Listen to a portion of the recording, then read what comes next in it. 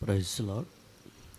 దేవుని పరిశుద్ధ గ్రంథమైన బైబిల్లో నుంచి 100వ కీర్తన చదువుకుందాం.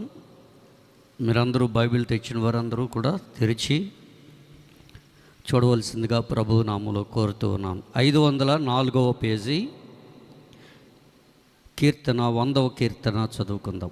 సమస్త దేశములారా యెహోవాకు ఉత్సాహధ్వని చేయుడి, సంతోషముతో యెహోవాను సేవించుడి. ఉత్సాహగానము చేయుచు ఆయన సన్నిధికి రండి. యెహోవాయే దేవుడని తెలుసుకొనుడి. ఆయనే మనలను పుట్టించెను, మనము ఆయన వారము, మనము ఆయన ప్రజలము, ఆయన మేపు గొర్రెలము.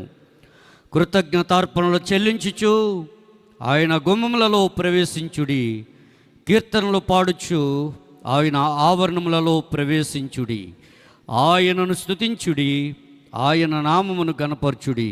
యెహోవా దయాళుడు, ఆయన కృప నిత్యముండును, ఆయన సత్యము తరతరములు ఉండును. దేవుడు తన పరిశుద్ధ వాక్యమును మన వినికిడిలో మన మధ్యలో దీవించునుగాక. ఆమేన్.